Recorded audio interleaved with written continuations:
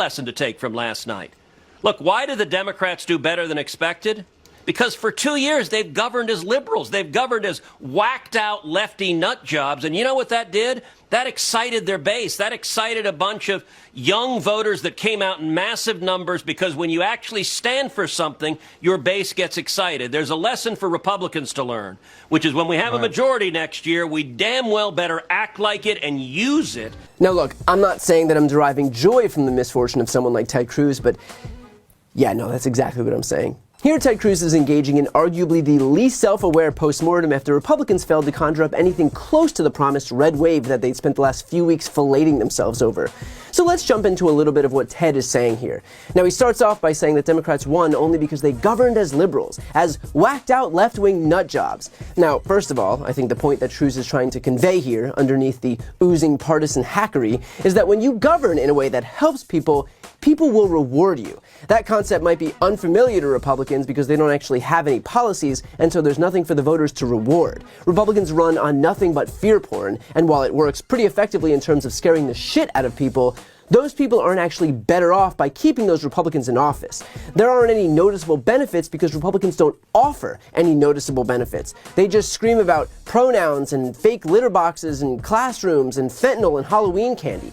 At some point, people are going to realize that paying lawmakers and senators hundreds of thousands of dollars a year to scare you about things that don't exist probably isn't worth the money. Especially considering, on the flip side, that when Democrats are in charge, things do change. They do make good on their promises. In just 2 years, with the thinnest of majorities, Democrats made sure that all COVID tests and vaccines were completely free. They passed funding for the first upgrade of our infrastructure in our lifetimes. They began the process of EV charging stations across the United States. They passed the biggest climate investment in the history of the world and passed the CHIPS Act, both of which together resulted in an avalanche of companies announcing investments in the United States, including Toyota, First Solar, Sparks, Corning, LG, Honda, Micron, Qualcomm, and Intel, just to name a few. That means fewer supply chain disruptions, fewer supply costs, lower product prices, and more jobs. Democrats got the government to negotiate lower drug prices. They capped out-of-pocket costs for seniors at $2,000 a year and insulin costs for Medicare recipients at $35 a month. Democrats forgave student loan debt for 43 million American borrowers.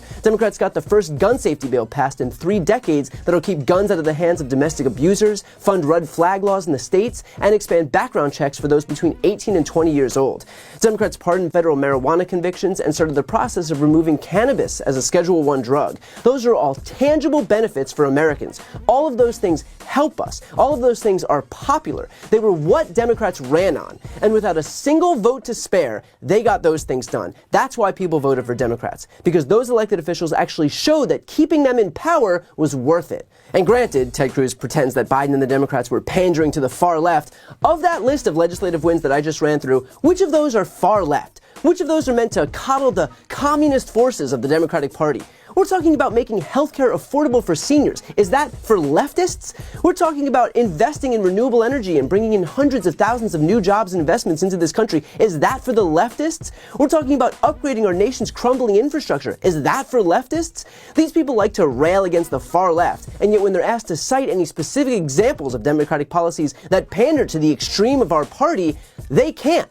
All they do is yell about vague leftist policies that sound scary but don't actually exist. So my challenge to Ted Cruz would be asking him, why not actually name those spooky policies instead of wailing about socialism on TV?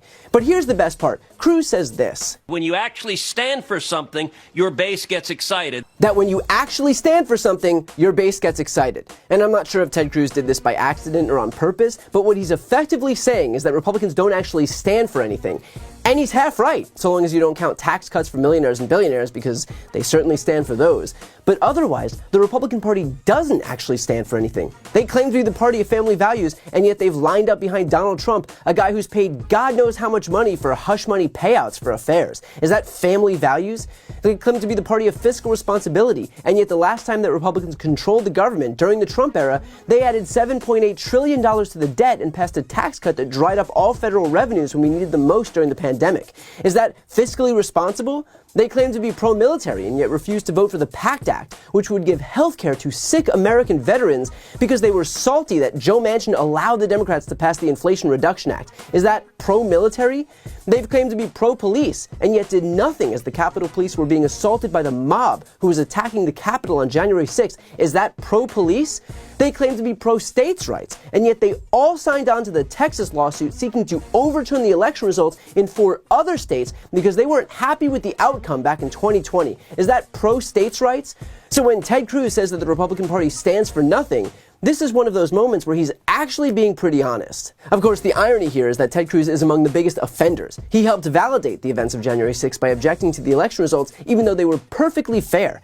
He voted for the $1.9 trillion tax cut that dried up federal revenues to give a tax cut to millionaires and billionaires. He traffics in fear porn on a nightly basis on Fox to whip up the base. So let's be perfectly honest here. If Ted Cruz is looking for the culprit as far as the total lack of any steadfast principles is concerned on the right, he doesn't have to look too far. Also, one final note here. Ted Cruz is making it seem as if he's sweeping in to diagnose all of the party's problems like some neutral arbiter here.